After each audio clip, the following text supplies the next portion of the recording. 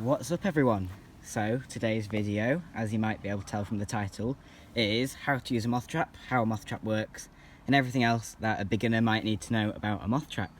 So we're going to start off by what is a moth trap, the parts of it, the different parts that make it up. So this is the most common type of moth trap that is available to buy. This is a Robinson moth trap, and basically it's a big bucket. It's this big drum here, big bucket that holds the moths, and inside the bucket you fill it with these egg cartons, and you'll see they have all these nooks and crannies that moths can go and hide for the night.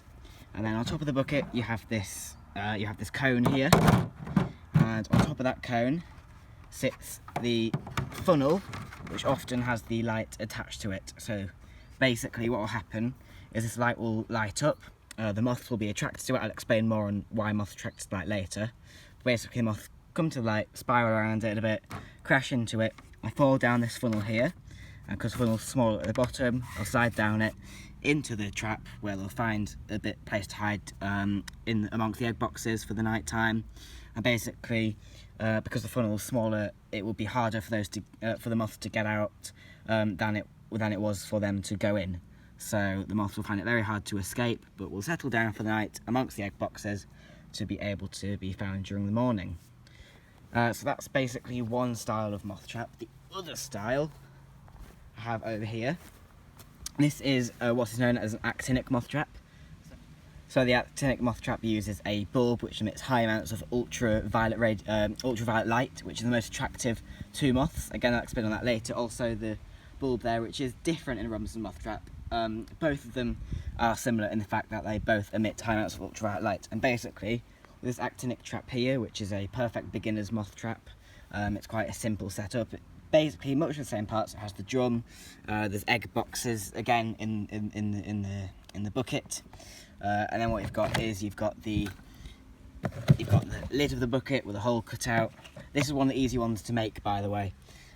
All you need is bucket, lid of the bucket, hole cut out, your funnel there, and then on top of the funnel you have these the bulb with these sort of veins on. So basically, again, what will happen is the moths will fly into these veins because they're white and reflective, and they'll drop down into the bucket and again find some place to hide.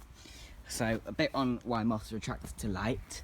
There are a lot of theories, including they're not attracted to light, they're just attracted to the darker spot, or their eyes aren't used to the light so they get confused by it. However, my favourite theory is that, and one that's probably the most plausible, is that moths use the moon for navigation. So during the night they'll be flying towards the moon, and because the moon's so far away, emitting that ultraviolet light, because it's so far away, it'll always maintain a constant angle to the moths. Whereas if you've got something like a light bulb emitting also a high amount of ultraviolet light, it's much closer. So the moths flying towards it, they think it's the moon, but of course it's much closer than the moon. So they have to adjust their angle, because the angle of the bulb will change a lot more dramatically than the angle of the moon, and they'll have to adjust their angle relative to the bulb. And basically what that means is an ever decreasing spiral towards the light until they hit it, and in the case of the moth trap, fall into those egg boxes below. So all in all, moth trapping is really, really awesome. It's so addictive. I've been trapping for about 6 years, and you can just never get bored of it, because the thing is, you never know what you're going to catch. You'll come down in the morning, and if it's a good night, there'll always be something in there, but you never know what it's been. There's so many different types of moths as well, so much variation. There's 2,500 different types of moth in the UK.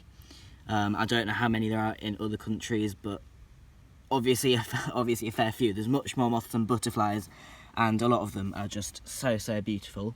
I mentioned there, if it's a good night. So what constitutes a good night for moth traps? So basically, in the summer, obviously from May to September, I would say the best times to moth trap for range of species and number of moths caught, for some reasons, including humidity. That moths like it humid, so it can be good to put out a moth trap in light rain as well, or in the front of a storm before it rains, just for the humidity, and the cloud cover as well helps to retain temperature. Best temperatures are double figures, But if you get a night where the temperature doesn't drop below 15 degrees or above, that can be really, really awesome for a moth trap, and you can get loads of different species. And also, if you see a lot of water boatmen and other aquatic insects around the moth trap, then it's often a good night for moths as well because of the humidity and temperature. It isn't just in the summer when moths are flying. You've got moths that fly all year round. Winter moth, December moths, mottled umber can all be found, right into the heart of winter, December, January, even when it drops below freezing on a night time. Those moths are still active, and although there's not a huge range of species at that time of year, you still get moths.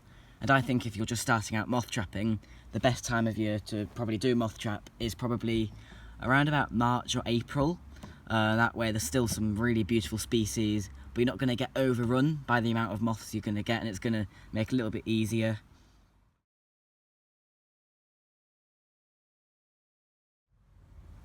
Right, it's the next morning, and we are going to go through the trap.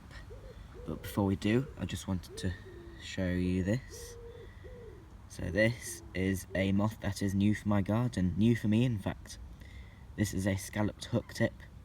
It's not particularly rare, but it's a specialist of birch woodland. We don't have an awful lot of that around, although I do get a few birch specialists. But yeah, this is a new one for me, scalloped hook tip. A nice moth. We've got a common wave here. It's a nice moth, splendid feathery antenna. And we've got the lovely lichness here. A very subtly beautiful moth in my opinion. No really bright colours on there, but the patterns are very lovely. The lichness. We've got a lovely little Eclaris forscalana here. Lovely micro that will finish on. But if you're planning on starting moth trapping, I would definitely recommend it. Absolutely amazing. I've been trapping for 6 years, never get bored of it, always something new to catch. And yeah, it's just incredibly exciting. Right then, that's probably going to be it for this video. If you enjoyed it, please give it a thumbs up, please subscribe, and as always, we will see you on the next one.